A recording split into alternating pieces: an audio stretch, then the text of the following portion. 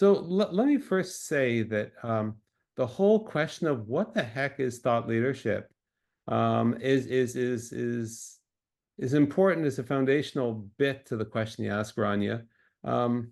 Because at the very beginning, I certainly did not start out thinking, okay, today I'm going to put in place the 20-year plan to become a thought leader. And if somebody asked me today, Randall, are you a thought leader? I would say, I certainly don't call myself that. I certainly have a lot of thought leadership content. We could talk about, later, what tests there are to see if you think that you could become a thought leader. But I certainly don't call myself that. I think that's very arrogant and egotistical. On the other hand, a lot of people do listen to what I have to say. And you're right. I do have some very interesting expertise.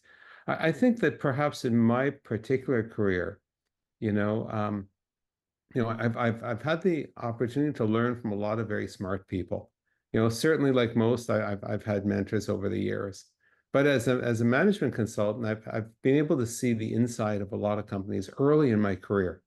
That's been very helpful. I started writing and sharing some of my knowledge in a tip sheet. I remember starting this many, many years ago, and I had 12 subscribers. And when I had 12 subscribers, that isn't a thought leader. I guess I'm leading thinking for 12 people. But if you look at who those 12 people were, there's my mom and my dad, and I've got 3 kids, and then I've got my wife, and I've got a couple best friends, right? So that really wasn't much of a following. That certainly wasn't much of a thought leadership. But I think the idea, though, of actually considering thoughts and codifying them down was something that I found very, very, very helpful.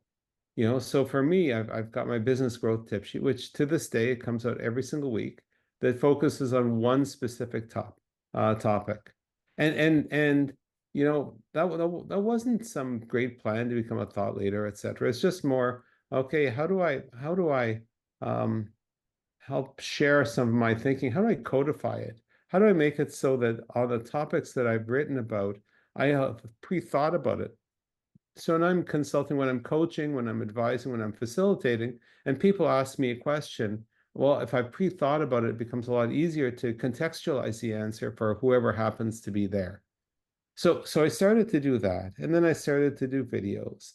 Okay, we had a video podcast that we just stopped a while ago. There's I don't know, 150, 200 episodes of that. And those are also just 5 minutes sort of bits and pieces. And then all of a sudden, the media would start calling and asking me to share my thoughts on one thing or the other. And then I started to write books, and one of them was a bestseller. And then people asked me to speak, and it went on and on and on and on. So there was no grand plan, except for the fact that I realized that certain part, and I think this is the unwritten question, or the unspoken question you asked, is why do you care? Why do you really care?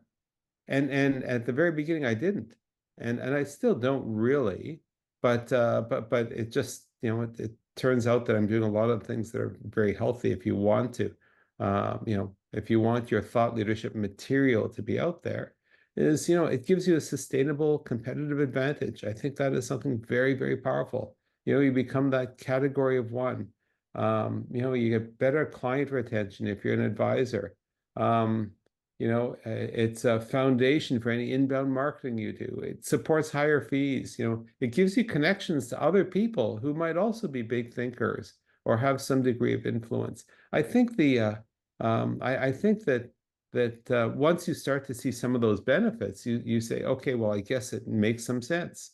I make some sense. It certainly helps with the, it certainly helps with the business growth if you're in any kind of advisory role, because the amount of time that you spend directly doing outbound marketing is replaced by doing client work and inbound marketing.